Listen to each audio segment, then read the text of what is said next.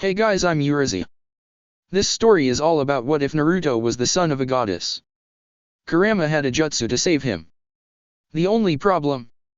It didn't quite work as intended. And now Naruto is reborn in a world where gods and monsters roam the lands. Thankfully, this time around, he has a mother with the most striking silver eyes, the same color as the moon. Before we proceed with the story, please like and subscribe to this channel if you liked the video, and don't forget to check the description for the other works of the author if you liked the story. Let's start. Chapter 1, Reincarnation. What makes a legend a legend? A smirk made it onto Naruto's lips as Kaguya was finally defeated. Sealed away so securely that escape was impossible. They had won. But at a price. Naruto, damn it, stay with us. Sakura, do something. Oh, look, the Teme showed emotion for once. Naruto honestly hadn't thought he would ever see Sasuke display any outward emotion again. It's nice, in a way, to see that he still cared. He's a little too late though. Sakura's hand glowed green as sweat trickled down her forehead. I don't know. None of my techniques are responding. Kaguya's final attack, all of her hatred and rage condensed into one devastating strike, had hit Naruto square in the chest. Her last revenge. A goddess's wrath. A normal man must first have a dream. Naruto. You're going to live. I don't know how, but something will happen. You hear me? You're going to live. I command you to. Sorry, Kurama, but I think that's it for me. Kurama growled. An angry sound that couldn't cover up the worry in his voice. You're not going to leave me. I refuse to let you leave me. Always so demanding, Naruto smiled internally. What's wrong with Naruto? His dear sensei. Kakashi-sensei. Naruto could hear the desperation in his voice, and he could feel the agony Kakashi-sensei must be going through. Kakashi was going to lose one of his precious people again. That's right.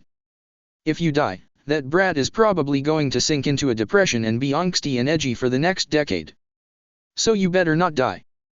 By taking action to accomplish that dream, a man becomes a hero. Sakura despairingly gazed up at Kakashi. Nothing. There's nothing wrong with Naruto that I can detect. Cell degeneration, organ failure, necrosis, psychosis, hemorrhaging, psychological breakdown. There's nothing I can find. Naruto is healthy, both physically and mentally. He should be fine. But he's dying. He's dying. He's not allowed to die, and suddenly, Kakashi was in Naruto's face.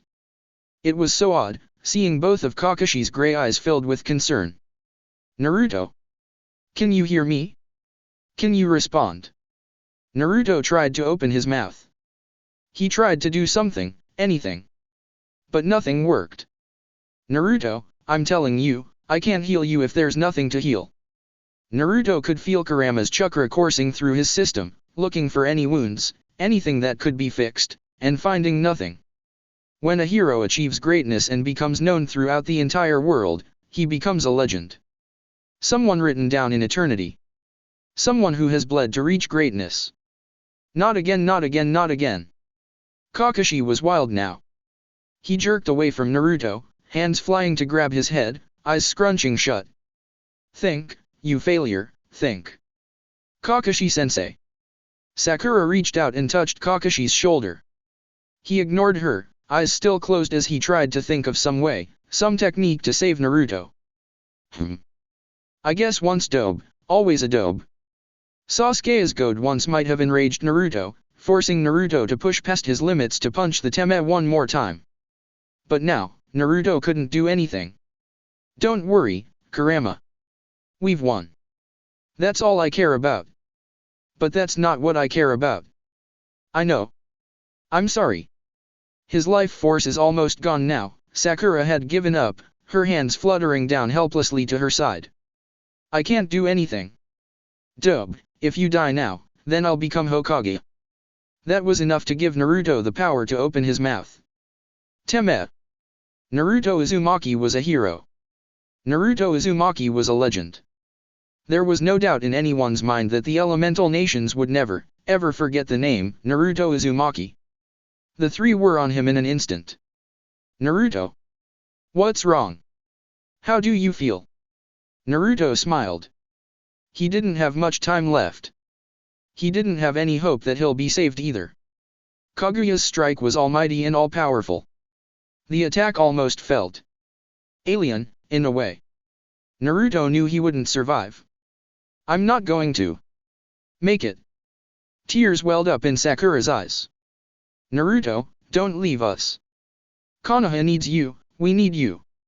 Don't be like Rin, don't be like Obito, don't be like Minato. Naruto, please please please just live, just live. Kakashi's hands twitched madly, as if trying to form hand seals but not knowing which hand seals to form to save Naruto. If you die now, then I will be the unilateral winner of our rivalry. Sasuke grabbed Naruto's hand, gripping it tightly. Dying now is the same as giving up. Are you going to give up? Naruto tried to laugh, but could only manage a feeble chuckle instead. Up to you now. Protect Konoha. Sasuke hesitated only for a moment before nodding. I will. I promise. Naruto smiled, his blue eyes bright and accepting of his fate. Love. You guys. And his eyes closed and his heart inexplicably and unexplainably stopped, and he didn't hear Sakura finally letting out her sobs and Sasuke shutting his eyes in pain and Kakashi making an inhuman noise filled with suffering and anguish. And one funny thing about legends? One funny, peculiar, miraculous thing?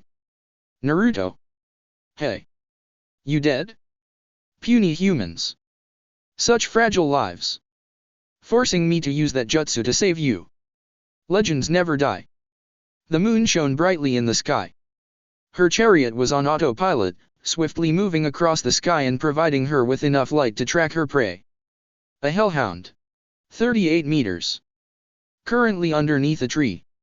Artemis nocked an arrow, a practiced motion that she has done countless times over the centuries.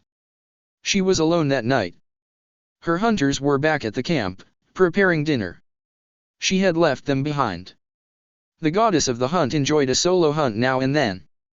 Only her and her prey. Artemis's eyes scanned the forest and calculated all of the angles in a split second. Then she let the silver arrow fly, but not in the direction of the hellhound. She watched in satisfaction as the arrow streaked across the forest, ricocheting off the trees until it entered the hellhound with a sickening sound. It crashed down, howling at the moon in the sky, before disintegrating into dust and returning to the pit. Magical arrows were quite fun to use. Her feet not making a single sound, she calmly strode over to the pile of dust and a hellhound tooth, the spoils of war.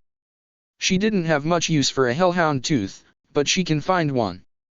If she killed something, she refused to let it go to waste. A hellhound tooth can be made into an arrow, or sold, or given to some nature spirit to make a necklace.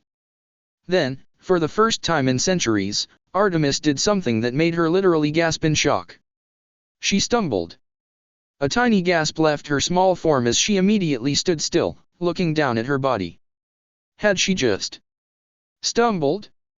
In a forest under the moon. Impossible.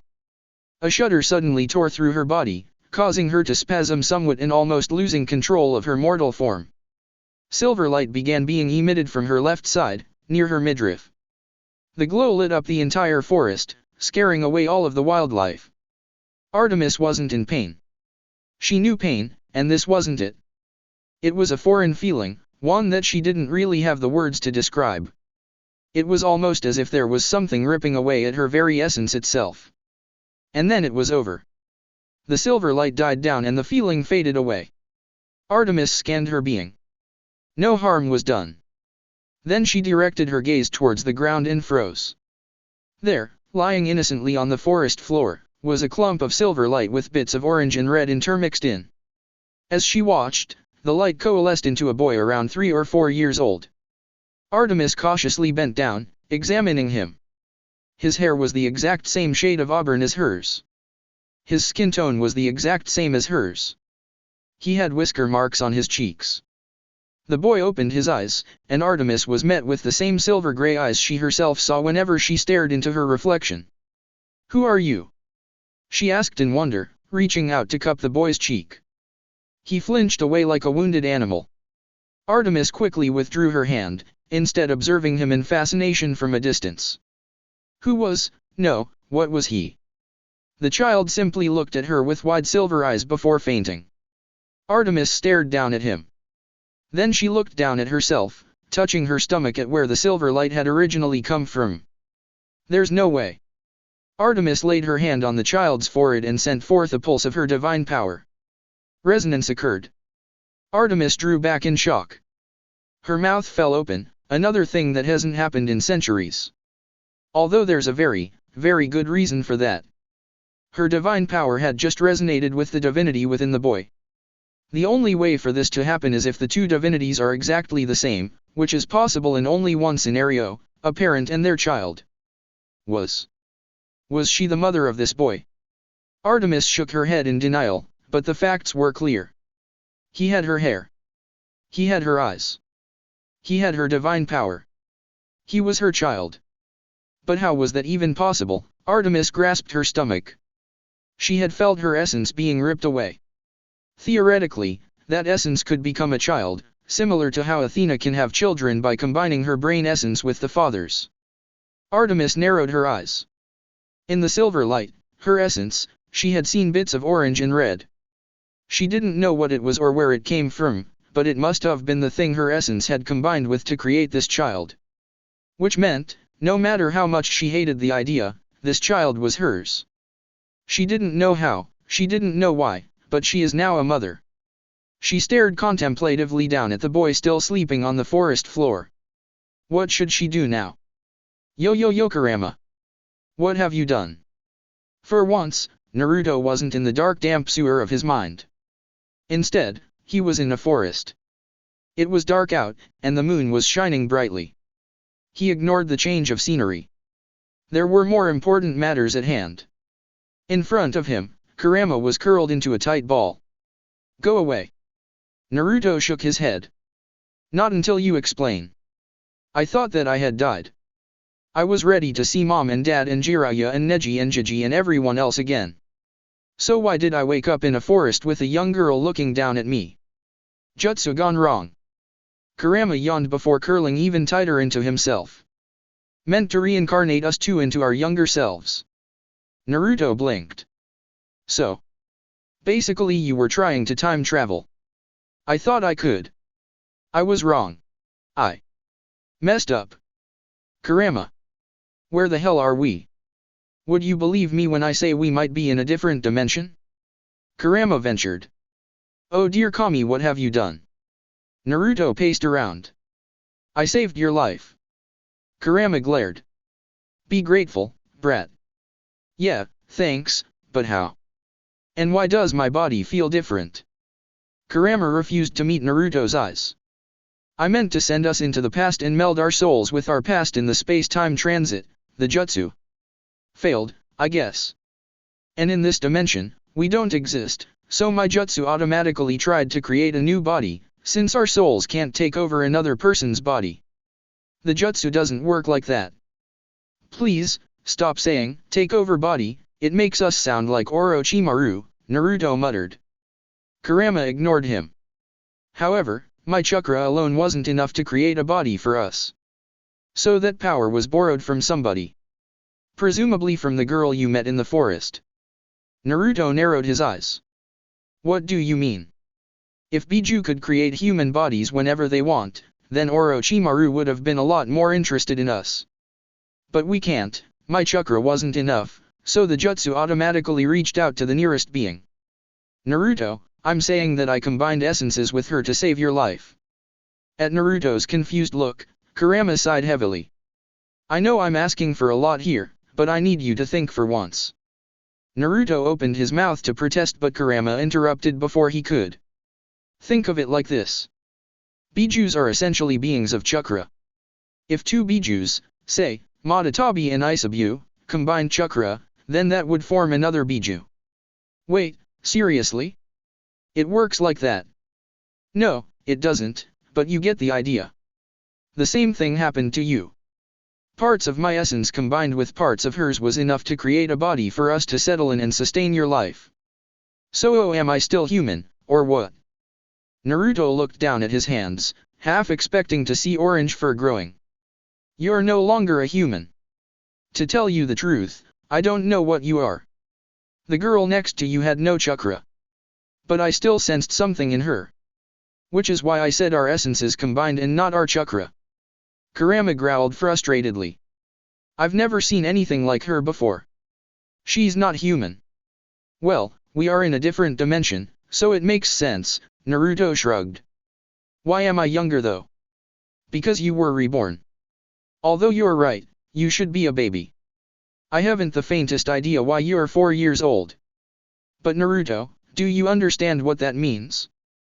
Naruto nodded. Yeah, I have a new body in a new dimension. Foolish brat. Technically, that girl is your mother. Naruto didn't respond. His brain had ceased all functions. Naruto, you okay there? I just saved your life. Please don't make me save it again. Naruto broke out of the trance. What do you mean she's my mother? You died, Naruto, and then you were reborn. You were conceived from her essence. That makes you her child. It's not a very difficult concept to understand. Kurama's tails flicked around in annoyance before they suddenly became deathly still. And you know something, Naruto? What? Naruto's eyes grew wide. No. You don't mean. Kurama smirked. Indeed. You were also created using my chakra. Which means that. Don't say it, Naruto whispered. Naruto, I am your father. No, you're my partner, don't make this weird. Stop it. Kurama chuckled. In all seriousness though, she is, within all rights and purposes, your mother. Just look at yourself. I don't know what she is, but she must be strong if her essence can overcome my Biju chakra. Naruto tilted his head. What do you mean?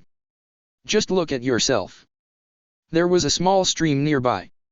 Naruto suspiciously regarded Kurama before ambling over to the stream and looked down. His reflection stared back up at him. What in the sage's name am I looking at here? Naruto was looking at himself in the stream. But it was not the same himself the day before. His hair was now auburn. His eyes were silver. His skin tone has changed. The only thing that he had kept was his whisker birthmarks and his facial structure. Her essences.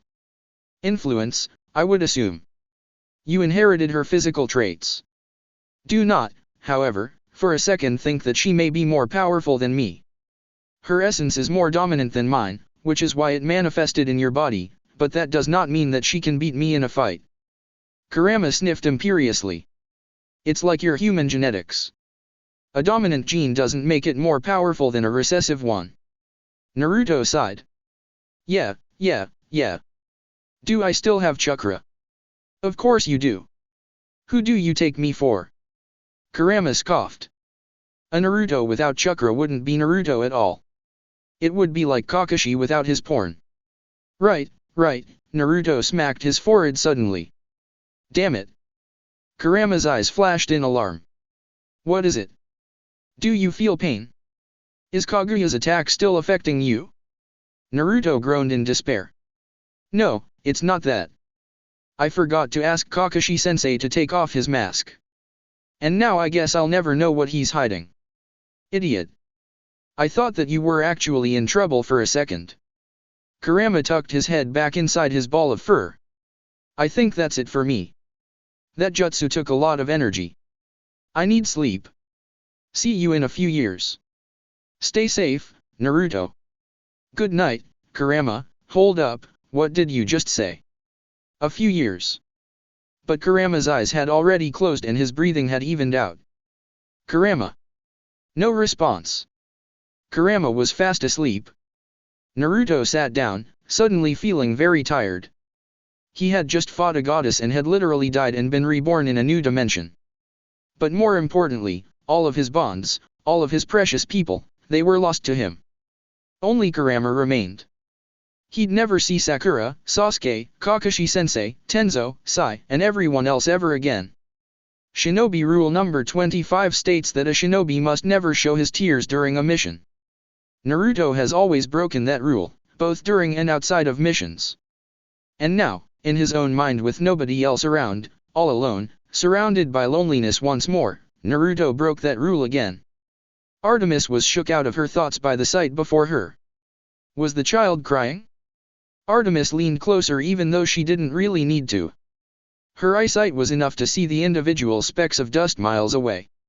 He was crying. He made no noise, but tears silently flowed out from under his eyelids. Artemis bit her lip. Then she placed her hand over his. A silver glow suddenly lit up over his body, the warmth comforting him. Slowly, the tears stopped. This boy, no. He wasn't just a boy. Artemis may not like it, but he was her child. He was conceived out of her essence, her being. She can't let information of any of this leak out to the other gods and goddesses. That would be a disaster. All of Olympus would be in an uproar, perhaps even a bigger one than when they had found out Aphrodite was cheating with Ares. A male child of Artemis would be regarded as an abomination. Even worse, there would be numerous dangers and threats against her child. He would probably attract more monsters than even a child of the big three. After all, Zeus, Poseidon, and Hades have had children before. Their children, while strong, are nothing new. But a child of Artemis? New, unique, and never seen before. He would attract an unprecedented amount of trouble. Artemis didn't really know what she was going to do yet, but one thing she knows she doesn't want to do is to bury her child. Where can he be safe though? Not with the hunters, definitely not. Artemis trusted them, but not with something as important and paramount as this. He was her child. Camp Half-Blood, Artemis chuckled at her joke. Sending him to Camp Half-Blood was just asking for him to be discovered and killed. There was only one option left. It wasn't much of an option at all, but at this point, she'll take what she can get. Still cradling the child in her arms, Artemis stood up and summoned her moon chariot. Making sure to mask the boy's presence, Artemis took the reins and commanded the chariot to take off. She went fast, faster than she had ever gone before. Poseidon would be irritated, since her moon chariot affected the ocean's tides, but he'll just have to deal with it. Artemis didn't care about that right now. Instead, she was mentally preparing herself for the encounter to come. She glanced down at the sleeping child. He looked so much like her. Artemis knocked on the door once, bracing herself. She stood in front of a luxurious mansion out in the middle of nowhere. There were numerous cars, all rare and expensive, parked on the marble driveway. Water steadily flowed in the crystal fountain. The door opened to reveal a guy around 17 or 18 years old. Blonde hair tied back in a man bun, blue eyes, a stunning smile. He was wearing a sleeveless t-shirt, jeans, and loafers. This man was called handsome by many, although Artemis didn't see how. He was also very, very annoying. Apollo grinned at Artemis. "What's up, sis? Do you want to hear my latest haiku about you?" Typically, Artemis would have just shot him a cold glare to shut him up. But this was not a typical situation. Apollo took her silence as a confirmation. "A moon without sun. I need your help." "Is air without, wait, what?" Apollo blinked. "Did you just say you needed my help?" For good measure, his hand lit up, a bright golden color, and he placed it against his ears, presumably to clean out the non-existent earwax. Artemis sighed. "Why do you always have to be so dramatic about things?" Apollo stared at her. "Because you've never asked me for help before." "Favors, yes, but never outright help." His gaze traveled down and finally noticed the child that was being carried by a wolf besides her. "Sis, did you kidnap a kid?" Artemis hesitated. "Can we take this inside?" "Yeah, come on in." Apollo held the door open for Artemis. She stepped through, beckoning the wolf to follow her. The wolf was a temporary creation. The boy was still fast asleep on the wolf's back, face pressed into the soft fur. Artemis stopped in her tracks, in awe of the mansion's interior. It was normal. There wasn't a grand hall, there weren't chandeliers hanging down from the ceiling, there weren't solid gold statues of Apollo scattered all throughout. Not even one statue. Instead, they were in a normal-sized living room. Couches with white leather, a violin stand in the middle, a television floating in midair that Artemis recognized as the latest Hephaestus TV model. It was homely. Artemis turned to Apollo in confusion. What is this? Apollo shrugged. This is my man cave. It's my place to relax and chill. I don't need statues of myself in every corner of the room for that. Artemis was at a rare loss of words. I didn't think you would enjoy a place as modest as this. I never knew. A man never reveals all his secrets, Apollo winked. I really like this place. Artemis picked up the child and set him down face up on the couch. The wolf, its duty finished, faded away in a burst of silver light. It's nice. Of course it is. Feel free to drop by whenever you want. So what help do you need, O holy Zeus Almighty? Who in the pits of Tartarus is that? Apollo's grinning face had transformed into one of absolute horror when he finally saw the features of the sleeping boy on the couch. In a literal flash, Apollo was kneeling down, closely examining the sleeping child. Artemis, he breathed, what have you done? Have you lost your mind? Artemis rolled her eyes and smacked him in the back of the head. Ow! What was that for? Apollo rubbed his head, but his attention was still solely focused on the child. It's not what you're thinking, Artemis scowled. Apollo pointed down at the boy's sleeping form. Is he your child? Artemis hesitated, refusing to meet Apollo's eyes. Yes, he is. Apollo stood up and whirled around to face her. His face was deathly pale. Artemis, what? I don't know where he came from, Artemis interrupted, crossing her arms. Will you listen to me? Speak. The serious expression was back on Apollo's face, and this time, it wasn't an act. Tell me everything. I was out hunting alone tonight. A hellhound. Easy enough to kill. When I was walking over to pick up the spoils of war, my stomach began emitting silver light. It felt as if my essence was being ripped from me. Apollo's eyes glowed, an intense golden color. So you're saying? Artemis nodded. There was a reddish-orange essence intermixed with my silver one. The result is this child. Whose? Apollo demanded. Rage was written on his face. Who did it? Artemis was taken aback, but only for a moment. I don't know. I didn't sense anyone around. And then a cold fury flashed across her face. And when I find out who it was, I will carve them into pieces. Her gaze traveled down to the child and she softened. He's an innocent, though. Oh man, Apollo ran his hand through his hair. Well, it's reassuring to know that you're still a maiden. I am, and I always will be, Artemis affirmed. Good, at least we don't have to worry about the troubles that would come with that. Artemis, you know that this child, if found out, will be targeted, right? A child of Artemis, no, not only that. A male child of Artemis. He'll be in danger if he's ever discovered. Apollo tilted his head.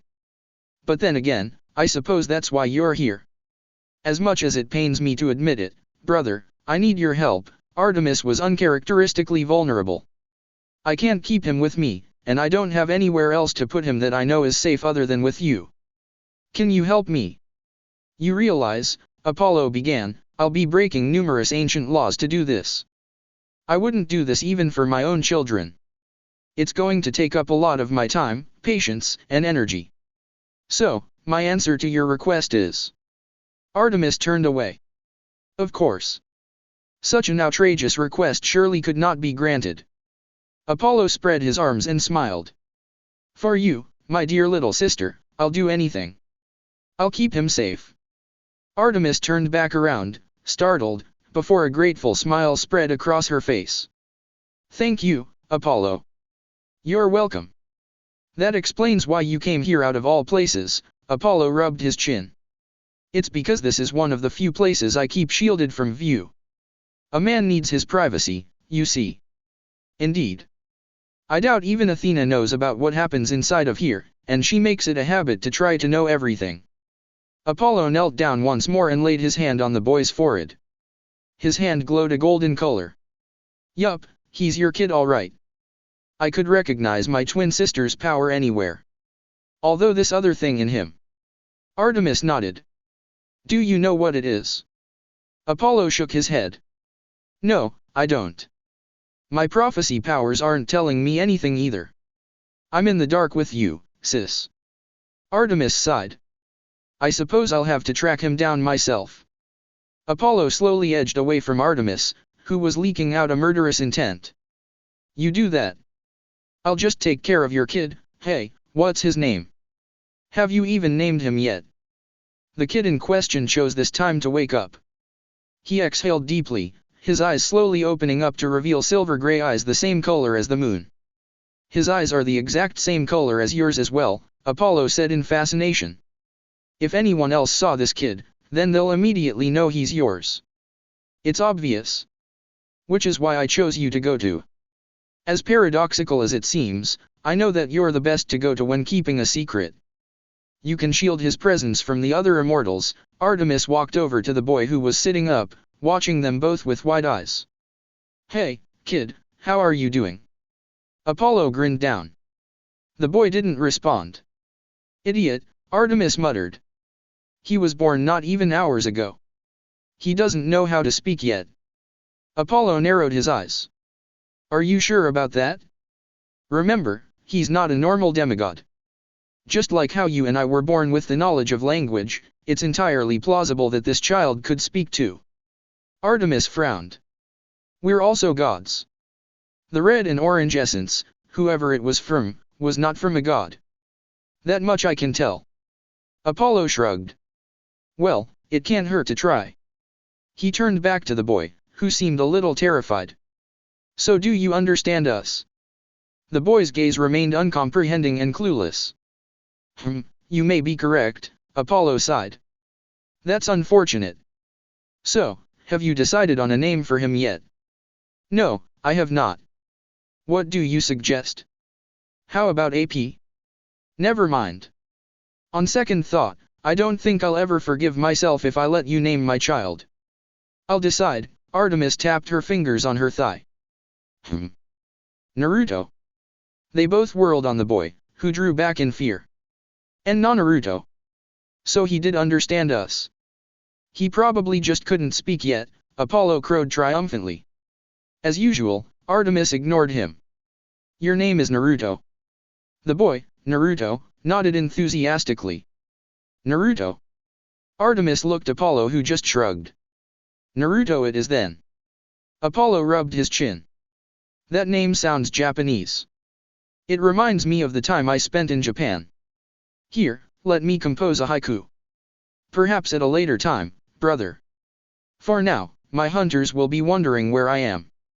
And. Thank you. Artemis turned to leave. Mama. Naruto called out.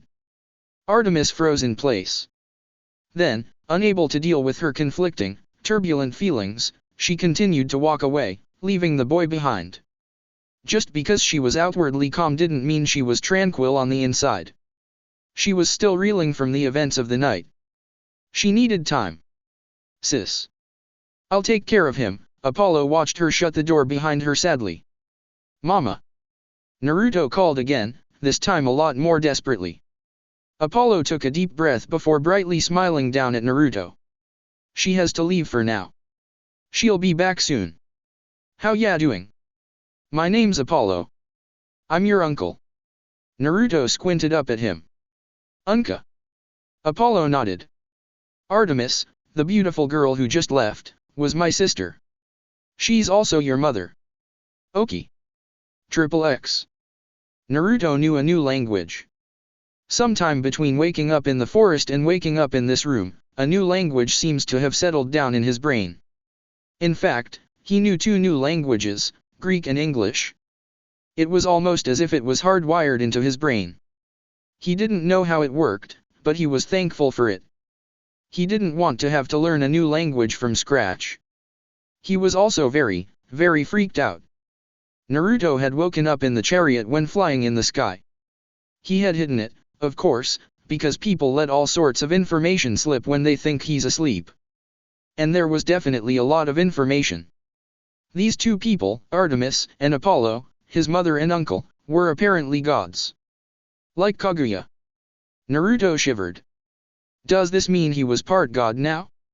And apparently, him being the son of Artemis was a big deal. Probably even a bigger deal than him being the son of the Yellow Flash. Naruto needed to be careful from now on.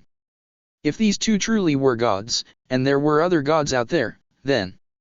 well, immortals live forever, so they have a very long time to collect enemies. He was going to continue to feign sleep, but... well, his name mattered to him. He was Naruto Uzumaki, and there was no way he'll ever accept anything else. They didn't question him on how he got that name, thankfully. Probably because they were gods and they were used to stuff like this happening. Whatever. It worked out for him. Artemis was pissed at Kurama. Naruto sincerely hoped she never found out that it was him who had ripped away at her divine essence. Technically, it was Kurama's jutsu, but he doubted she would care. Although Naruto doesn't know how she would exact her revenge, given how Kurama lived in his seal. Hold on. Naruto didn't have a seal anymore for Kurama to reside in. He was reborn into a new body that didn't have the Shinigami's seal or his own custom seal. So where was Kurama? And Naruto will worry about that later. Another question was exactly where Kurama found this reincarnation jutsu. It sucked, for one, since it didn't actually work the way it was intended to. Naruto had been reborn with all of his memories, yes. The only problem is that they were in a brand new dimension, and Naruto wasn't human anymore. Was he half Biju half god? This was on the same level of confusingness as Obito. But then again, it didn't matter what Naruto was. After all, it's not the face or the body that makes someone who they are, it's the choices they make with their lives. Naruto could be in Orochimaru's body for all he cares, because he'll never stop being Naruto Uzumaki, believe it. It had stung Naruto a bit when his mother had left. He didn't even know her, but he was all alone in this new world, and with Kurama asleep, she was all he had. But he didn't blame her. He would be shocked too if Kurama's chakra was suddenly stolen and used to make a mini Biju. It still hurt, though. So, Naruto, anything else you wanna tell me? You know, when I was born, I immediately sang a song about my awesomeness and how I would be the god of archery, prophecy, and all that jazz. How about you? Any dreams of what you're going to do? Apollo grinned down at Naruto. His teeth were blindingly white. A dream. Before, Naruto had a dream to become Hokage. He had a dream to be accepted by everyone. He had a dream to protect his precious people, and to bring back Sasuke. But there's no Konoha anymore. There's no villagers that hate him, there's no Sasuke, there's no precious people to protect. Besides Kurama, of course, but Kurama would probably swallow Naruto whole if he ever implied that Kurama needed any protecting. So now, Naruto's dream is to just find someone precious again. Naruto gazed contemplatively at the man still grinning down at him. Apollo. His new uncle. He can start from there. And so Naruto returned Apollo's grin with a shining smile of his own. I wanna be friends with you. Apollo's smile widened. Oh, you have a good dream. A very good dream indeed. Fortunately, Apollo didn't question Naruto's sudden jump in speaking skills. Either gods were super clueless, or they saw so much weird stuff every day, small things like this didn't even faze them. Naruto hoped it was the former, but with his track record, it was definitely the latter. XXX. 1 month after. Damn it. You're cheating. Naruto howled in outrage, slamming down the Xbox controller on the soft white Seiyushians. Apollo smirked. You're just too bad, that's all. Don't worry, losing is normal. Naruto had adapted to life living with a god fairly well. There were some minor glitches here and there, like how there weren't any bathrooms in the mansion, that had almost been a disaster, but overall it was going pretty well. He wasn't allowed past the boundary line. Apollo's domain was the mansion, and as long as Naruto stayed within the domain, then he would be shielded from view. But if he stepped past the boundary, all sorts of deities and creatures can sense him. It was aggravating, not being able to go outside. It was almost as if there was something inside of him urging, compelling, demanding him to leave the confines of the building and enjoy the wilderness. Naruto yearned to be in a forest again, to be among trees and enjoy the crisp fresh air. But he wasn't stupid or rash or reckless anymore. He knew that if he went out and was discovered, there would be trouble not only for him but also for Apollo and Artemis. And so, even though it pained him, he did the smart thing and stayed inside. Apollo wasn't bad company. He was really good, actually. He still had his annoying moments, though. Such as right now. We're having a 1v1 match on Super Smash Bros., Naruto glared. Yes. You killed me. With ease. Your eyes were closed. I'm just that good. You aren't even touching the controller. Apollo shrugged. I'm a god. I'm not limited by mortal. That's cheating. Controlling it with your mind completely defeats the purpose of the game. Naruto shouted, jumping to his feet. His eyes blazed with determination and a fire roared to life in his heart. You know what? If you're going to cheat like that, fine. But know this, even with your cheats, I, Naruto, will defeat you so badly, you will rue the day you introduced me to this game. Believe it. Apollo chuckled. Good luck with that, Naruto. Another round. Triple X. 2 months after. Wait, let me get this straight. Naruto leaned forward, squinting suspiciously at Apollo. So you're saying that you are the son of Zeus, the king of gods? Correct. Artemis is your sister? Is pointing out the obvious a hobby of yours? Shut up. Zeus is married to Hera, and had Ares together. Tell me to shut up again, and I'll show you what we used to do to ungrateful brats in Sparta. Here's a hint, it involved blood. Oh, I'm so scared, and he would have been, if Apollo didn't make these threats every other hour. He never carried out on them though, mostly because Artemis would have slaughtered him if he did. But Hera is, like, you know, Zeus's sister. Naruto stared at Apollo. They're siblings. Apollo shrugged. Gods don't have DNA. Not having DNA doesn't make it any less weird. Apollo shook his head. You're looking at this from a mortal perspective. From a godly perspective, it's not weird at all. The only thing that's frowned upon is if a god dates their children, or demigods with the same parents getting together. Right. Besides, we're all related in some way, so if you're going to be like that, your dating pool will be limited to only mortals and nature spirits, Apollo shrugged. Okay. Surprisingly, Naruto doesn't feel that strongly about the opposite gender anymore. He's not sure if it's because he's back in a child's body, but for some reason, whenever he thought about Hinata, his heart didn't pound and his face didn't flush anymore. Perhaps it was Artemis's influence on him. Triple X. 3 months after. Naruto forlornly stared out the window of the mansion. His fingers tapped a disjointed pattern on the marble ledge. He sensed Apollo come up behind him. When?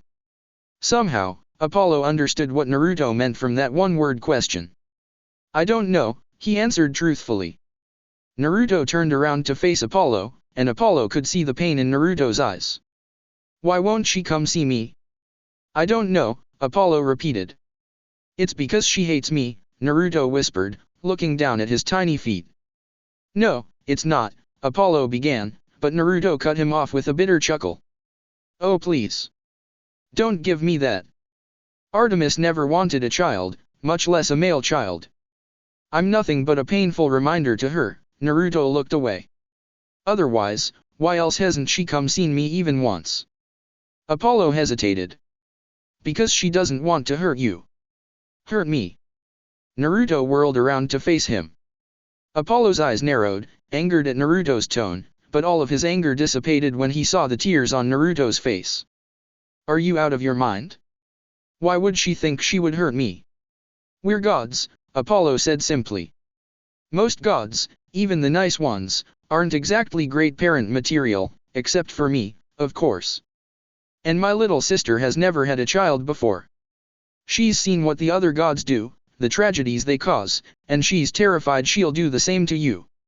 She doesn't want you to be hurt. Naruto looked at Apollo despairingly. I don't care if she insults me. I don't care if she glares at me. I just don't want to be left alone by her. Why does she have to ignore me? Loneliness is a hell. Naruto thought he had been rescued from years ago, but for some reason, he was right back. Although that wasn't entirely true. He wasn't truly alone. Apollo was here. But just like how it was back then, when he had Jiji, Teiuchi, and Ayame, Apollo wasn't enough. Naruto couldn't leave the mansion. Nobody could come in except Artemis, his own mother. And she never did. Apollo opened his mouth to speak, but then closed it. "I'm sorry, Naruto," he finally said. XXX. 4 months after. Naruto leaned back, dodging Apollo's sword swing by a hair's length. He then rushed forward, fist already ready to deliver a devastating blow. Apollo tried to bring back his sword to attack Naruto once more, but Naruto jumped up and borrowed one of Lee's techniques, kicking Apollo's sword arm away with the Konoha Senpyu. The sword clattered out of Apollo's hands, and Apollo was forced to block all of Naruto's punches barehanded. Apollo cocked his fist back for a hook punch. Naruto smirked. Apollo was broadcasting his attacks like an academy student. Naruto could see right through it. Naruto sidestepped, deflecting the hook harmlessly past him with his hand, kicked out with his leg to take out Apollo's knees, and used his other fist to punch Apollo square in the face.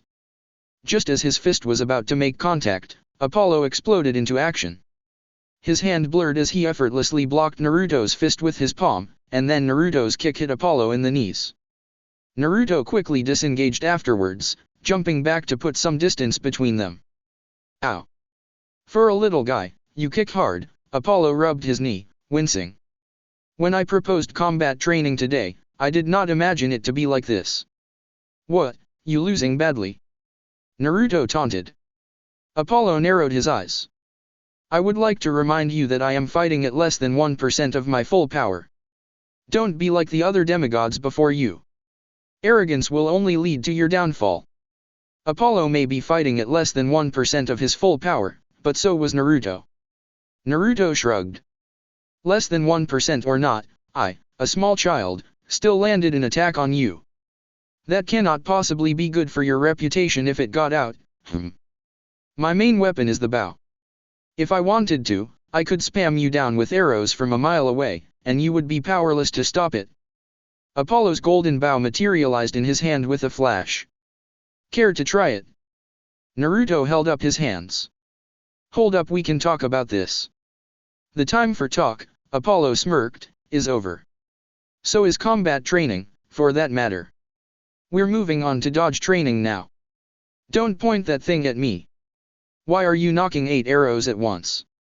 You can't possibly fire 8 arrows at once with any accuracy, holy sage." XXX. 5 months after. "Why am I so good at archery?" Naruto asked quizzically. "Your mother is Artemis, who I freely admit is almost as skilled as me.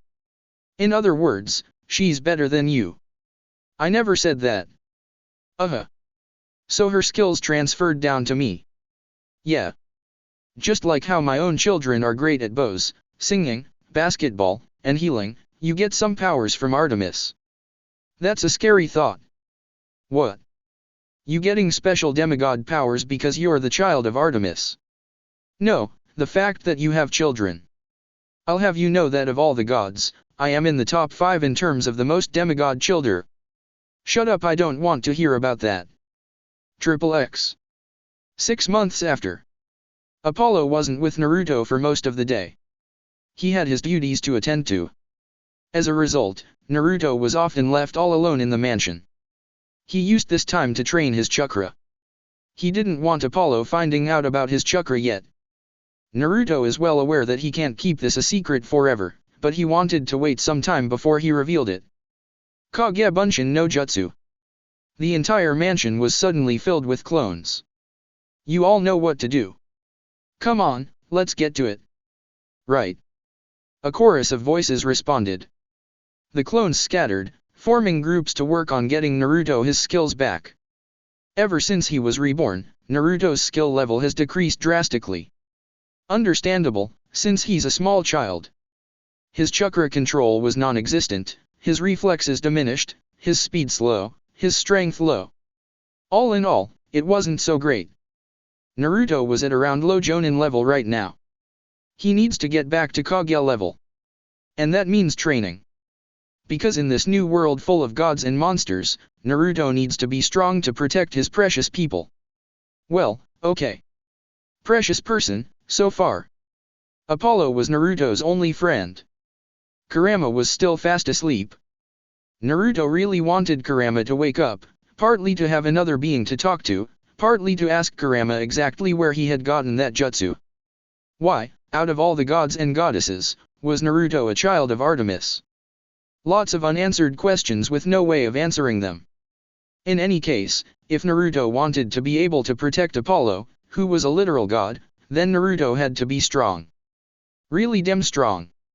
A loud combination of voices suddenly screamed out the same thing. Rasengan. XXX. 7 months after. You're aging at a rapid pace, Apollo said in a white lab coat. You think?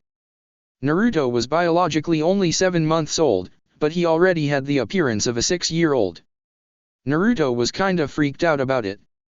Apollo tilted his head. I still can't pinpoint exactly what you are.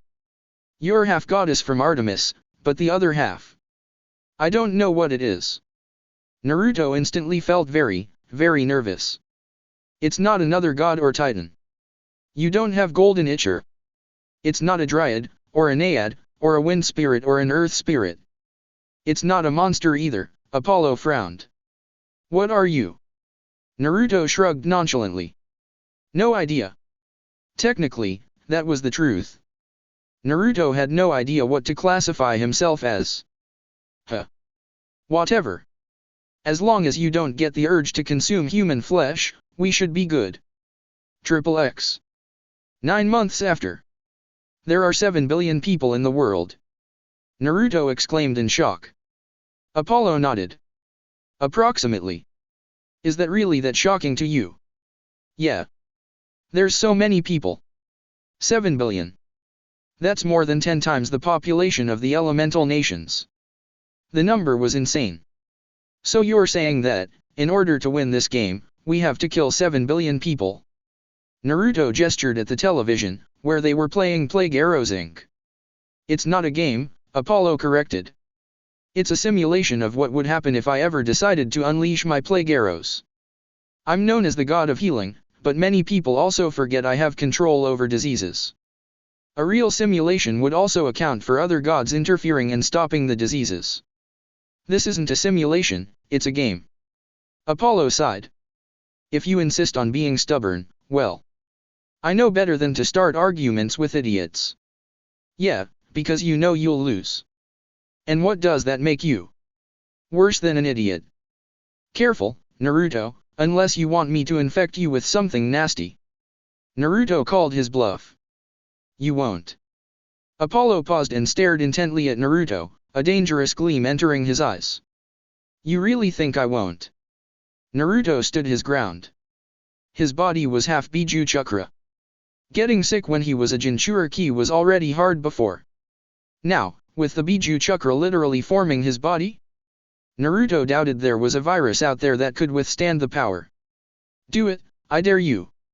There was a stare down for a moment, with neither side backing down.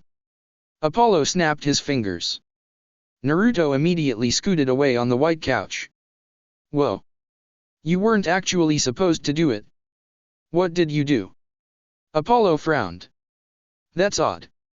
You were supposed to have developed itchy spots all over your body and, no matter how hard you scratched at it, the itch would never go away. That's evil, Naruto whispered in horror. That's pure evil. Apollo shrugged. Hey, I just borrowed the idea from the mosquitoes. They're the ones who came up with it. Although now I'm interested. Are you immune to diseases? Why don't you test it out? Naruto was curious as well. 39 different assorted viruses, bacteria, fungi, and protozoans later, Apollo finally let out a sigh. You're completely immune. Naruto pumped his fist in the air. Ha. Sucks, doesn't it, god of diseases? I'm just confused as to where you got this immunity from, Apollo scratched his head. It's not from Artemis, she can only grant immunity from diseases if you receive her blessings to become a hunter of Artemis. It must be from your other half, then. Probably, Naruto casually tried to change the subject. Alright, so now that we've established my new awesome power, let's play? Apollo grinned. Very well. Let's make the human race extinct. Naruto and Apollo both readied their bows and aimed at the television. A map of the entire world appeared. Where first? Naruto asked. India, of course. They have both sea and air travel, not to mention they border several countries. Apollo shifted his aim slightly to the right. India it is. Apollo fired, the magical arrow sinking harmlessly into the television, and a red bubble appearing on top of India. Naruto let loose his own arrow at the red bubble, popping it. So how do we win? Our disease cannot have any symptoms at first, because we don't want my children, the doctors and researchers, to develop a cure. Then, when everyone is infected, we strike with total organ failure. Sounds nasty. Let's do it. Oh, but the hardest part is infecting Greenland. Gods, I hate Greenland. XXX. 11 months after. Apollo was gone again, off to perform his duties. Naruto grunted as the force of the impact knocked him back. He quickly redirected the momentum, bending backward into a back handspring and kicking up viciously. His foot met something hard, then it passed harmlessly through the chakra smoke when the clone dispelled. Nice one, boss. Naruto grinned smugly. Thank you, thank you. He was busy sparring with his Kagebun's hins. He needed to get used to taijutsu in a younger body. Naruto didn't have as much reach and power, but his small size meant he could pull off a lot of things he couldn't do before. Come at me. I'll take you all on. His clones grinned at him menacingly. All of us. Naruto gulped, looking at the veritable sea of orange in the hall. Wait, not all of you. I only meant like maybe 30 or so. That's not what we heard, boss. And they charged, their roars drowning out Naruto's shout of "You're my clones. You're supposed to listen to me. You know what, fine. Rasengan. XXX. 1 year after. Naruto stared out the window. The full moon in all its glory stared down at him. Naruto. Apollo walked up to stand next to Naruto. The moon is beautiful tonight, Naruto whispered, the moonshine illuminating his face. It is, Apollo agreed. There was a silence between them for a moment. She loves you, you know. She does, huh? Naruto scoffed.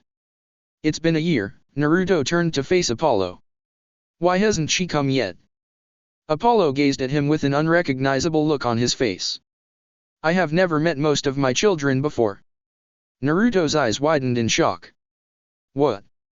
Apollo chuckled self-deprecatingly.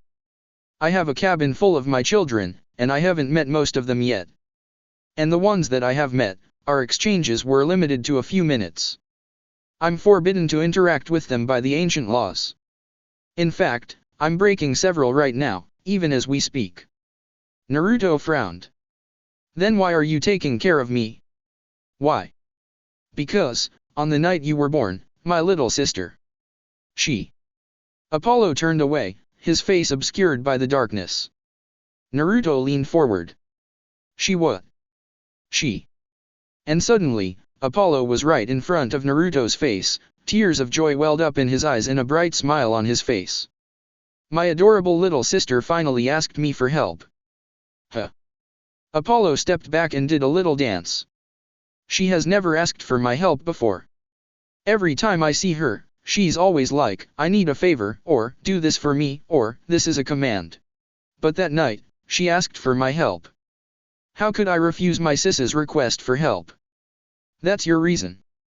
Naruto asked in disbelief. Hey, I gotta help out my little sister. Apollo grinned. Because that's what older brothers do. His expression turned serious. And that's how I know she loves you. Because she wouldn't ask me to do this if she didn't. Naruto silently gazed at Apollo for a moment. Thank you, he finally said. Apollo grinned. No problem. It still hurt though. Before, Naruto had thought the worst pain in the world was not having a mother. But now, he knew the worst pain is having one that doesn't want to see your face. Chapter 2, forgiveness. 1 year, 2 months after. I am interested in you, Apollo said. Naruto immediately backed away until he hit the wall. What did you just say? Apollo winced. Why do you have to be so loud? Anyways, as I was saying, I'm scientifically interested in your body. You're the only child of Artemis in existence, and I want to test out your powers. Naruto tried his very best to activate Kamui and sink into the wall. It didn't work. Phrasing, Apollo, phrasing. Apollo frowned. What? Never mind, Naruto sighed. Then he perked up. So, how does it work? Kukyuku, Apollo chuckled menacingly. Follow me, Naruto. Naruto gulped in fear. 1 year, 2 months, and 3 hours after. Naruto collapsed onto the wood floor, feeling as if he'd just been hit by a Susanoo. Hey, careful. Don't get your sweat on the wood. These floors cost me a fortune, Apollo warned. Naruto breathed in deeply, ignoring Apollo. He had just gone through one of the most exhausting training sessions he had ever been in. It wasn't as bad as Kakashi-sensei's hell training, but it was close. Conclusions. Naruto gasped out. Wait, no. Water first. Apollo snapped his fingers and a bottle of Coke appeared, which he offered to Naruto. I said water. Don't be a picky drinker, Apollo snapped his fingers once again and the Coke turned into a bottle of spring water which Naruto took gratefully. You're just like Artemis. I bet that on your birthday, you'll ask for trail mix instead of a cake. Oh wait. Naruto and Apollo locked eyes and froze. Naruto spoke first. My birthday. I completely forgot. Apollo finished, horror on his face. They stared at each other. I'll get us some ramen later tonight. Apollo offered. Naruto brightened. It's a deal. Perfect. Now that we have that out of the way, let us analyze the results. A dossier appeared in Apollo's hands. Naruto leaned forward, eager to hear what Apollo had to say. Let's see. We already know about your immunity to diseases. Your overall physical capabilities are far above mortals, which is typical for most demigods. As a child of Artemis, your reflexes are off the charts, you have a great innate skill with archery, and your senses are inhumanly good. And? Nope. That's it. Those are all the things I can detect at this point. That's it. Naruto asked incredulously. You made me go through 3 hours of hell just to tell me what I already knew. Apollo smirked. That, and it was great entertainment. 1 year, 3 months after. Let me get something straight, Naruto held up one finger. The original 6 gods, Zeus, Poseidon, Hades, Demeter, Hera, and Hestia, overthrew their father, Cronus. Congratulations, you've just mastered Greek mythology 101. Zeus sliced Cronus up and scattered his remains across Tartarus. The other titans that had sided with Cronus were also either cast into Tartarus or imprisoned. Apollo sighed. How in the name of me is that relevant to what we're doing right now? Naruto looked down at the game of chess that they were playing. Well, you're cheating and I'm cheating, so there's not really much of a point of focusing on this. Apollo shrugged. Fair enough. Chess was never really my thing anyways. Athena, on the other hand, loves chess. The game of a strategist, she says. It simulates a battle. Naruto scoffed. Chess. Chess has nothing to do with a real battle. Exactly. Apollo leaned back and spread his arms in agreement. I'm the god of archery. I'm not going to move onto my enemy's square, I'm gonna take them down from a mile away. And there are no surprises in chess. The opponent has all of the information, and you're heavily limited by what you can and cannot do. Naruto slammed his hand down onto the table, rattling the entire chessboard and knocking several pieces down. See, in a real battle, that's how you win. You do something the enemy doesn't expect. Apollo nodded fervently. I concur completely. Naruto started picking up the fallen chess pieces and placing them back onto the board. So why are you asking about Cronus? Apollo said curiously. Naruto bit his lip. Did Zeus or any of the other gods try to talk to their dad at all? To try to understand why he did what he did. Apollo stared at Naruto. Dude. Cronus literally swallowed them whole. There's no room for understanding there. The only thing to do, the right thing to do, was to overthrow Cronus. Naruto was silent for a moment. So the god's vengeance brought justice, huh? Yeah, I'll say it certainly did, Apollo nodded. And if that justice only brings more vengeance? Naruto rubbed his hands unconsciously. A memory of an old wound. The Titans aren't fully gone. They're going to come back one day and attack Olympus. Apollo hesitated. We don't know that for sure. But if it does happen. Naruto pressed on. The Titans will seek revenge. They will want to raise. Apollo drew in a sharp breath. Olympus to the ground. And then the gods will attack them again, right? If the Titans do come back and attack Olympus, then yes, we will counterattack and beat them again, Apollo confirmed. So it's the same, Naruto whispered. Even though shinobi do not exist in this world, hatred is still present. What was that? Nothing, Naruto said. Oh, by the way, checkmate. Apollo blinked and looked down at the board. Sure enough, he was checkmated. Did you seriously move the chess pieces that you knocked down into a position that would checkmate me while I was right here watching you? In a real battle, do you think the enemy will follow the rules? I won. Naruto smirked. Apollo glared at Naruto. I'll call it a tie, and that's the best offer you're going to get. I'll take it. 1 year, 4 months after. Naruto was bored. He was surprised it took him that long to become bored, but in all fairness, there were a lot of things to do in the mansion. But today, Naruto didn't feel like reading the old myths or training or perfecting his Pikachu against bots. With Apollo off to do his own things, there's nothing Naruto could do. A cunning smirk appeared on Naruto's face. There's nothing he could do. Except for execute the plan. Naruto had played the long con. He had convinced Apollo that he was an innocent little boy. And now, with Apollo's guard down, it's time to strike.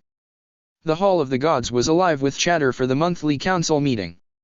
Aphrodite was flirting with Ares, Hephaestus's hands were tinkering with some gears while glaring at Aphrodite, Athena was discussing the benefits of lowering the mortal drinking age with Dionysus, Zeus was arguing with Hera, and Poseidon was passed out from boredom. Artemis surveyed everyone with a neutral look. Internally, however, she was heavily irritated. There were rumors about ancient and powerful enemies of Olympus beginning to rise. Whispers of forces long forgotten stirring from their sleep. The only problem was that the gods weren't willing to separate the truth from the lie. They're well aware of the rumors, they just don't care. Artemis disliked that. If there truly are threats against Olympus, then immediate action must be taken to first identify and then combat the threats before they spiral out of control. Father, shall we begin? Artemis called out, silencing everyone, or in Poseidon's case, startling him awake. Her neutral expression became a cold one. Or shall we continue to waste time? Zeus coughed. Ahem. You're right. Let's begin. Hey, wait, where's Apollo? The gods and goddesses looked around, but Apollo was nowhere to be seen. That idiot, Artemis muttered under her breath. Why is he late? The grand double doors slammed open and Apollo staggered through. Artemis opened her mouth to rebuke him, and promptly froze at the sight. Everyone else did the same. They all just stared at Apollo. Apollo's hair was a bright pink color along with what looked like about a pound of glitter scattered in. It was also sticking out in every direction imaginable. His skin was dyed neon orange. There was black marker on his face, a mustache, whiskers, a fox's paw print, and a small drawing that vaguely resembles a leaf. There was an audible silence in the hall. Hermes started trembling, trying to keep it together. What's up, everyone? Apollo grinned. The grin was clearly forced, and his eyes twitched every few seconds. Your hair, for one, Ares answered in a rare display of wit. And with that, it was all over for everyone else. They all burst into a resounding laughter that echoed throughout the halls. Even Artemis chuckled a few times. She could definitely appreciate seeing her brother like this. Throughout all of this, Apollo stood there, grin still fixed on his face, eyes twitching madly. Right, well, I'll just go ahead and sit down. Who did that to you? Hermes inquired, a twinkle in his eye. I need to shake their hand. And steal their watch went unsaid, but everyone in the room knew it. Apollo clenched his fists. Yeah, I wonder who, he said, staring right at Artemis. Artemis's eyes widened. So it was him? She smiled amusedly. He did well. The council meeting continued, with a few chuckles here and there whenever someone looked at Apollo. And during the meeting, nobody noticed the curious gleam in the little girl's eyes while she tended to the hearth, keeping the flames alive. 1 year, 5 months after. Naruto? What are you doing? Naruto spun around, blocking Apollo's view of the papers on the desk behind him with his body. Nothing. Oh? That doesn't look like nothing to me. Apollo walked forward, craning his head to get a better view. Naruto couldn't let him see what was on the papers. It had to be kept a secret. But how can he stop Apollo? If Apollo wanted to do something, then he will do it. Oh. Right. Naruto could always just do that. Naruto smirked at Apollo. Apollo immediately jumped back, a hazmat suit materializing to cover his entire body. His eyes flickered around the room, scanning for any hidden surprises. Fool me once, shame on you. Fool me twice, shame on you. You won't get me again, Naruto. And with that, Apollo disappeared in a flash of golden light. Naruto breathed a sigh of relief. It worked. Ever since he had pranked Apollo, Apollo had been downright paranoid. Seeing Naruto smirk at him must have sent him into DEFCON 1. Naruto looked back at the papers on the desk. That was a close call. 1 year, 6 months after. Naruto stared at the person in front of him. Apollo! He screamed, jumping back, hands already coming together to form hand seals. A few moments passed before Apollo was there in a literal golden flash of light, his bow out and an arrow knocked at the intruder. There was a sudden heavy pressure that pressed down against everything, cracks forming on the wall from the might. Who dares intrude upon my domain, Hestia? Apollo abruptly lowered his bow, confusion written on his face. What are you doing here? How are you even here?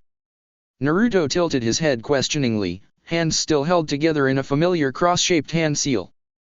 He was fully willing to reveal the existence of chakra to fight back anyone powerful enough to intrude in Apollo's domain. Hestia. Naruto examined the small girl in front of him. She was a few years older than him, around 11 years old. She had black hair and warm brown eyes, like pools of chocolate. Apollo cautiously dismissed his bow, which vanished in a flash of golden light. He looked around wildly, as if sensing for any other intruders. After a moment, he relaxed.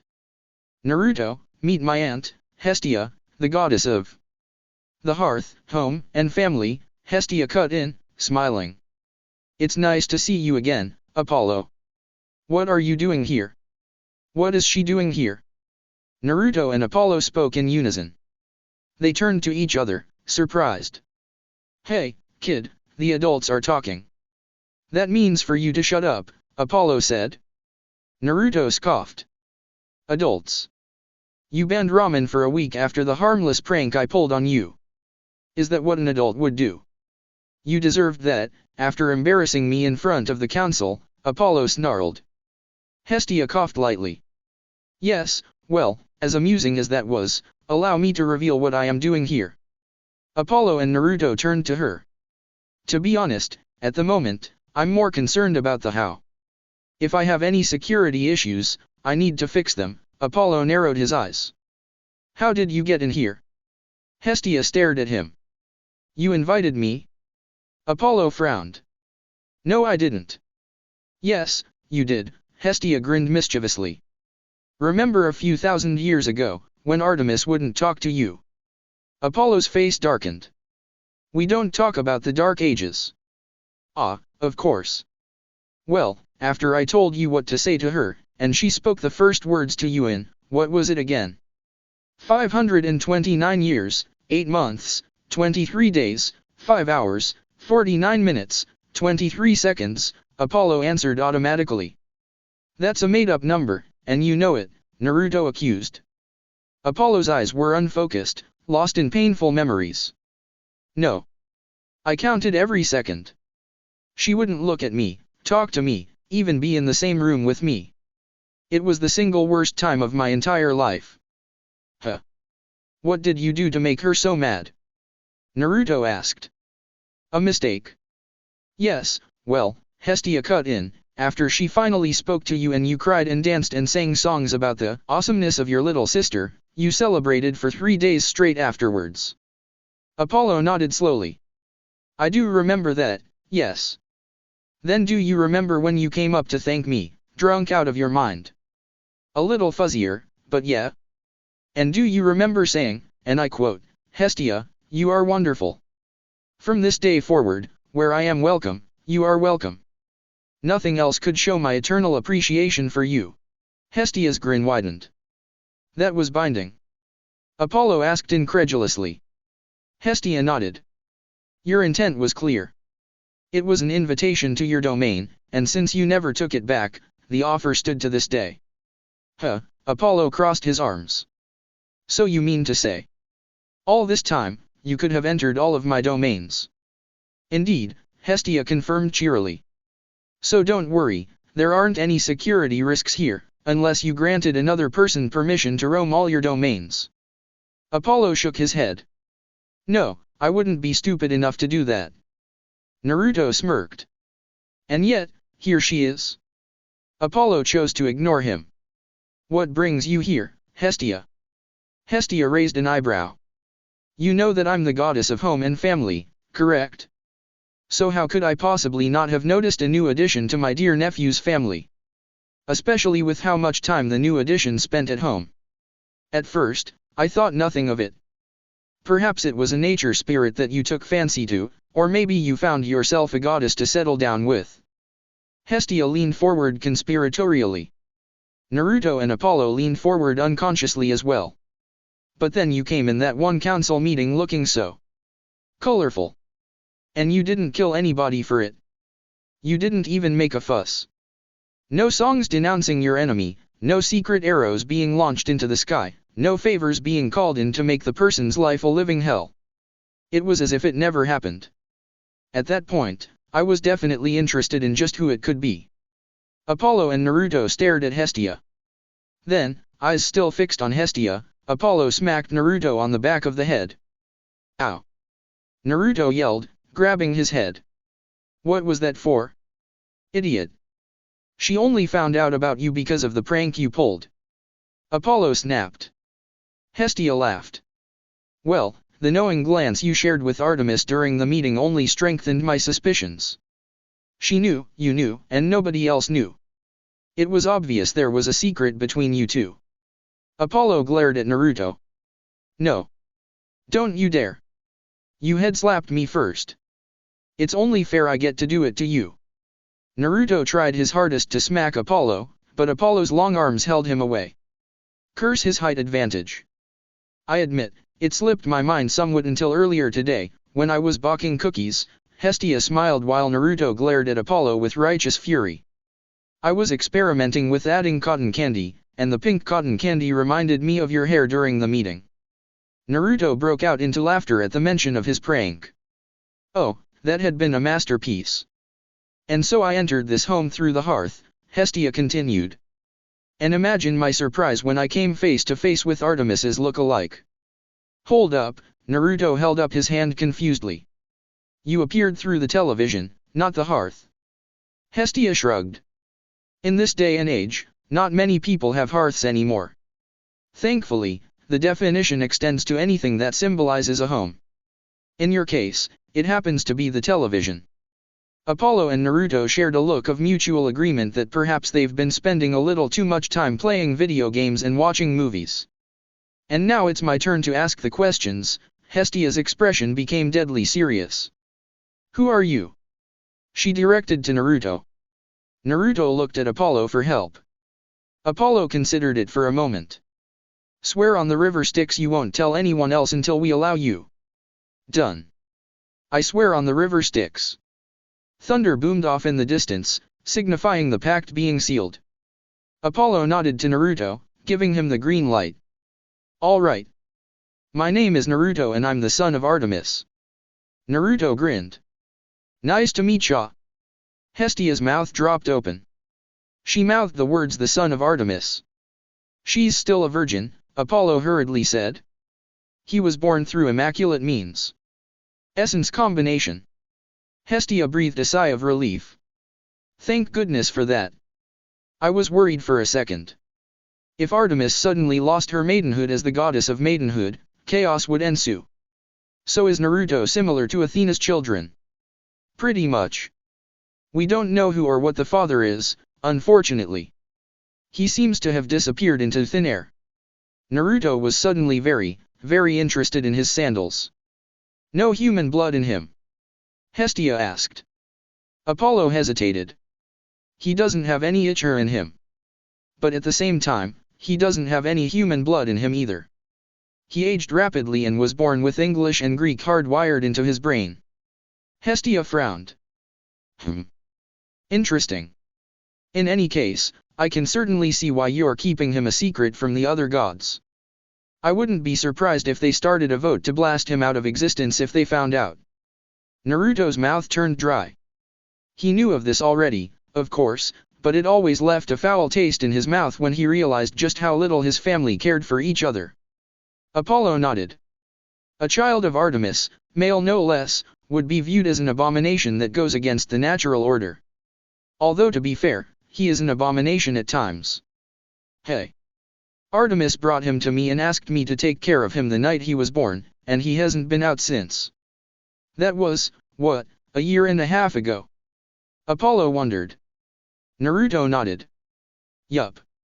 Naruto's accelerated aging still unsettled him sometimes. He often forgot, since his mind was 17 years old, but he has been born for only a year and a half. Hestia stared incredulously at Apollo. He hasn't been outside, ever. A travesty, I know. He hasn't even ridden in my sun chariot yet, Apollo sighed. Hestia pursed her lips.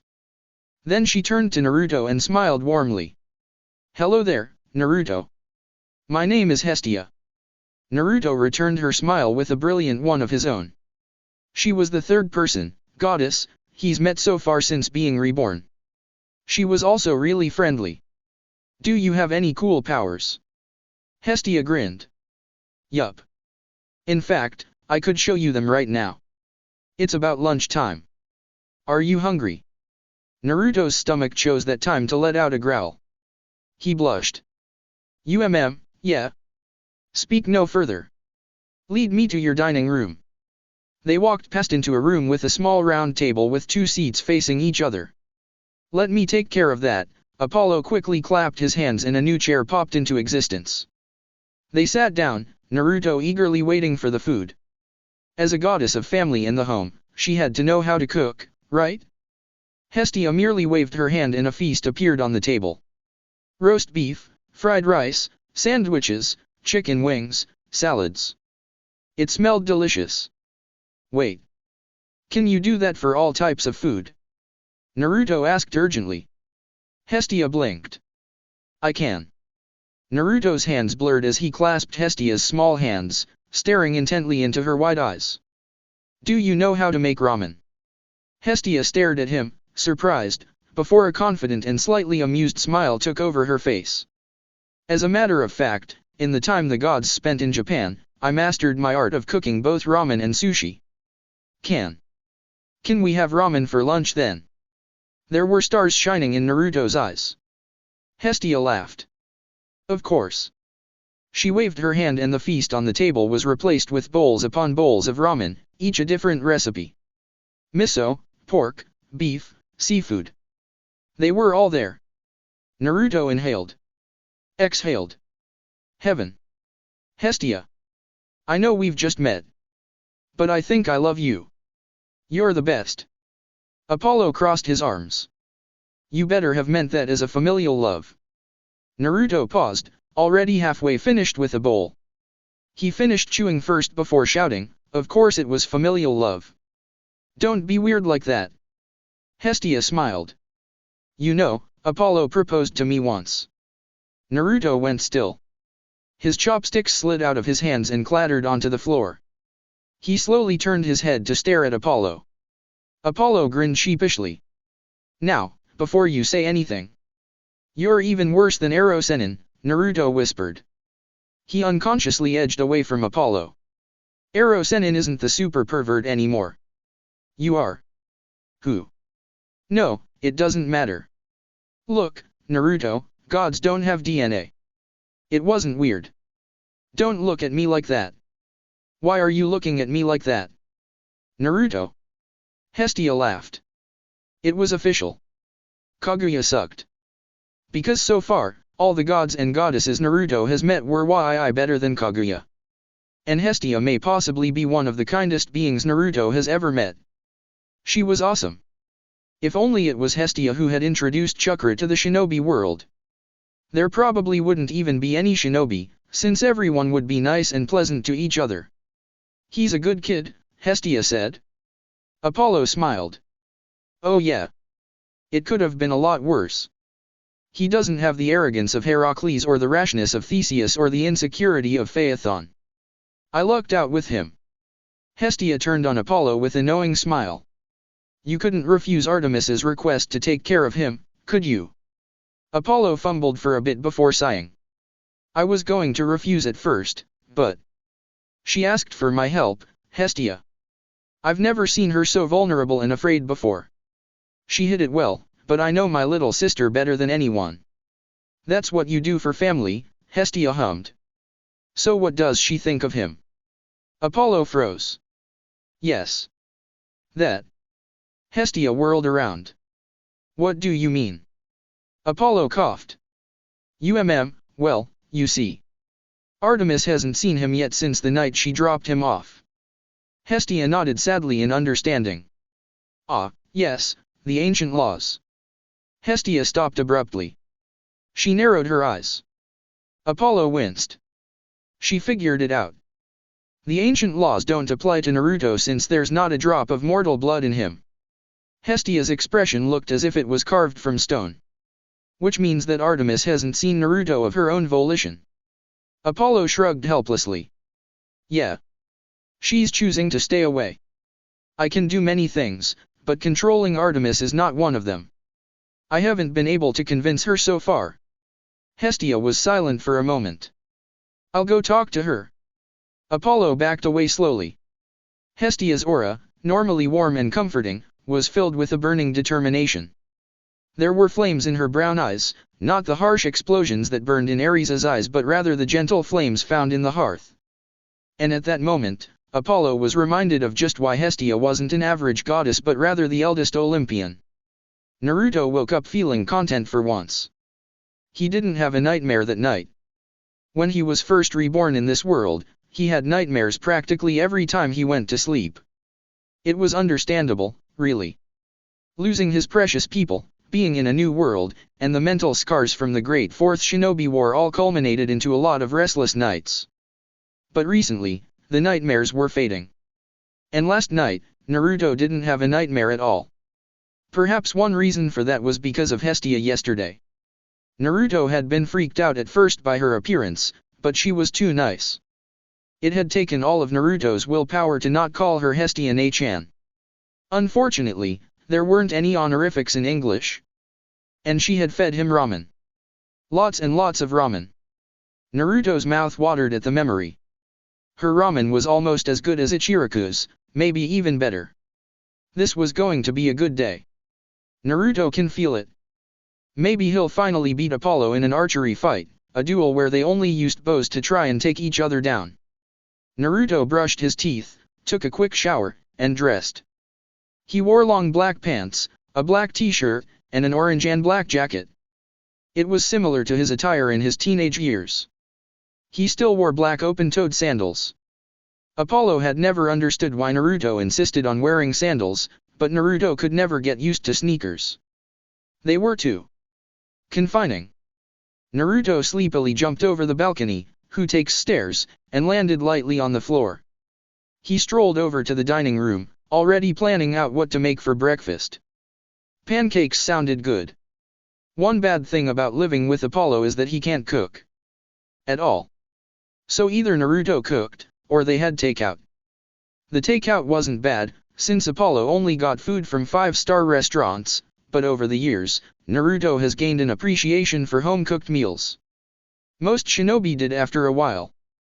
He walked into the dining room. The kitchen was deeper inside. Morning, Apollo, Naruto yawned as he made his way past the sun god's tense form. Morning, Artemis. Naruto took another 3 steps before he froze. Wait.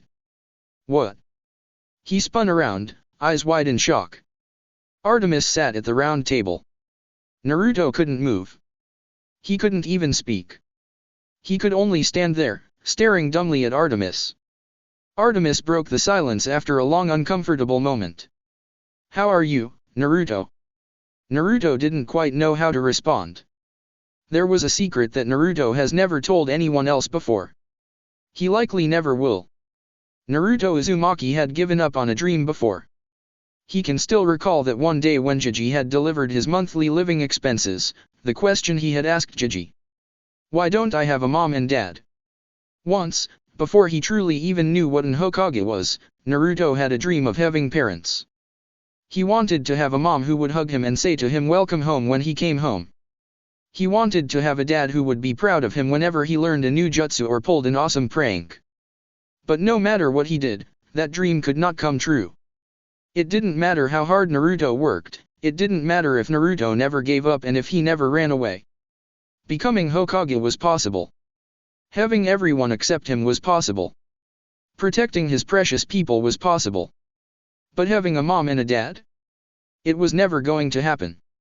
And so, for the first and last time in his life, Naruto had given up on a dream. Because what was the point of having a dream if it would only bring pain and sadness in the end? But then Naruto was reborn. He had been dead and then he was alive in a new world with a fresh start. More importantly, he had a mother.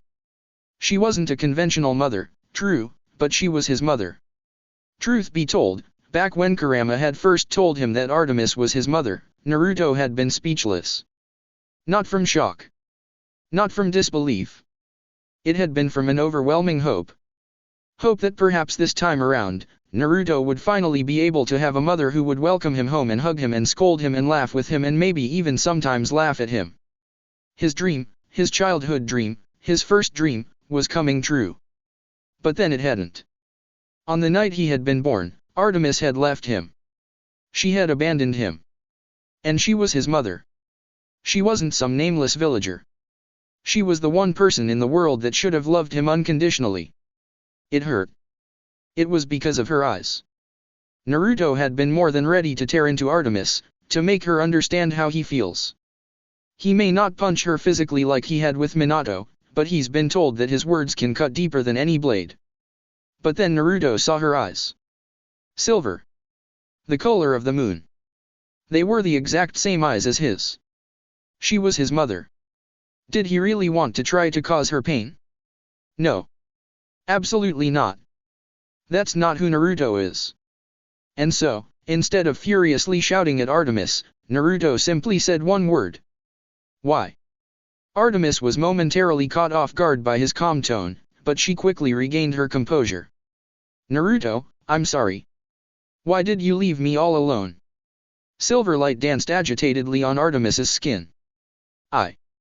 I was in a new situation.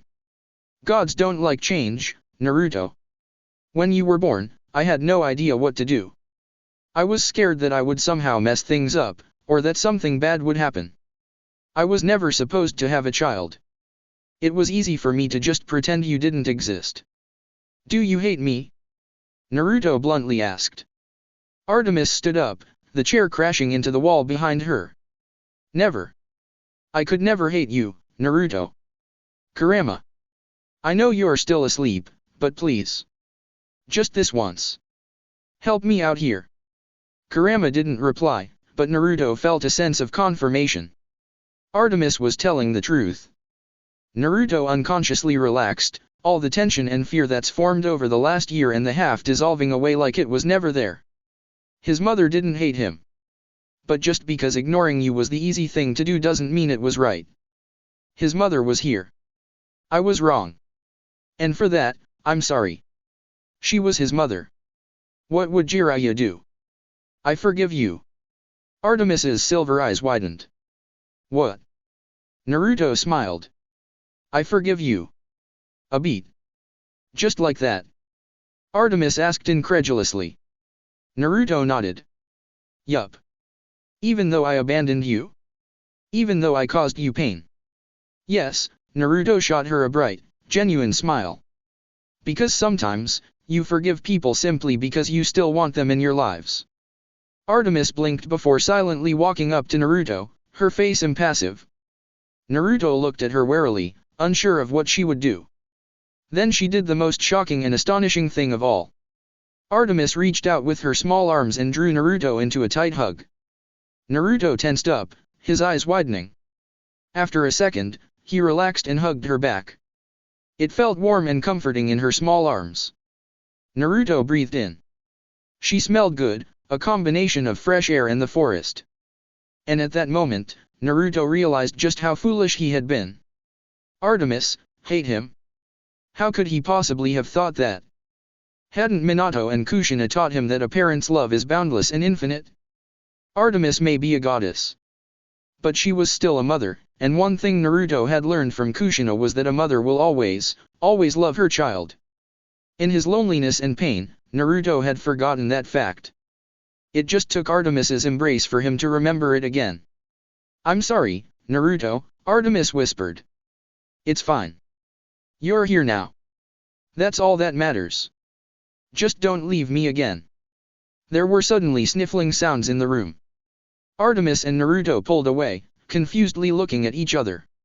It didn't come from either of them. Then, in unison, they both turned to Apollo, who was sniffling into a handkerchief. It's so beautiful. Mother and son, reunited at long last. Here, let me think of a haiku. Artemis and Naruto stared at Apollo. Just to be clear, Naruto began, I don't forgive you for leaving me with him though. You have no idea how much of his poetry I was subjected to. Artemis shuddered. Oh gods, that must have been terrible. Hey. My poetry isn't bad, why are you two raising your eyebrows at me? Oh wait, you two just raised your eyebrows the exact same way. That was pretty cool. So cool, in fact, that it deserves its own song. Come with me, Naruto. Artemis led Naruto out of the room, ignoring Apollo's anguished cries. I made breakfast for you. Naruto brightened. Really? You mean fresh, good food? Artemis nodded. Yes. I hunted and prepared it myself. Yes. Naruto pumped his fist into the air. 2 days of good food in a row. From what Apollo has told me, you've never been outside of this mansion before, have you? Artemis inquired. Naruto shook his head. Artemis regarded him sadly. You poor child. The wilderness is literally in your blood. To be confined indoors for your entire life. It must have been agonizing. You have no idea, Naruto said with a haunted look. All I want to do is be among the trees again. I haven't been in a forest since the night I was born. As a shinobi of Konoha and a friend of Tenzo, Naruto had gotten used to being surrounded by an endless green. Then it's settled. Tonight, we're going out to hunt, Artemis announced. What? Hold up, isn't that dangerous? Artemis smirked. Masking your presence is child's play to a hunter. And besides, I am the goddess of hunting, the wilderness, and the forests. It would be criminal for my child to experience none of them. Naruto stared at her, shocked. Then an excited grin spread across his face. Finally. I've waited for so long. I'm going to be the best hunter you've ever seen, believe it. We'll see, Artemis's expression shifted. Naruto didn't know what it was, but it looked almost regretful. Before that, however, tell me about yourself. I've missed a lot, and I know I can never regain that time, but... Naruto smiled understandingly up at her. My name is Naruto. My likes are ramen and my precious people. My dislikes are people who hate others, people who seek revenge, and people who cause others pain. My hobbies are destroying Apollo in video games and taking care of plants. And my dream for the future. Naruto's eyes unfocused. Before, his dream had been to find more precious people, to escape the crushing loneliness. But now, Naruto gave Artemis a beaming smile of joy and hopefulness. I want to get to know and spend time with my mom. XXX. Thank you. I don't know how you convinced her, but thank you. Hestia only smiled mysteriously from where she was tending to the flames. You're welcome, Apollo. I don't understand something though. How did you know that he would forgive her? Apollo tilted his head. Naruto could have hated Artemis. This could have easily backfired. I knew he would forgive her because of one thing. Hestia absently poked at the coals with a stick. What is that? Apollo frowned in confusion. When you left us alone yesterday because you had to go to a musical performance you just couldn't miss. It was my son's first violin recital.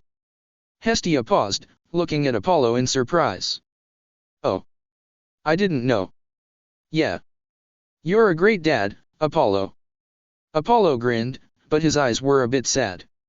Thank you. Anyways, continue. Well, after you had left, Naruto showed me some papers. Apollo thought back to a few months ago when he caught Naruto hiding some papers from his view. At the time, he had thought it was just bait to lure him into a trap.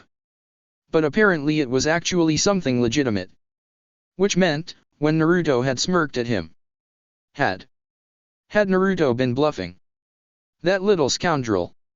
If Apollo didn't know any better, he'd swear that Naruto was a son of Hermes.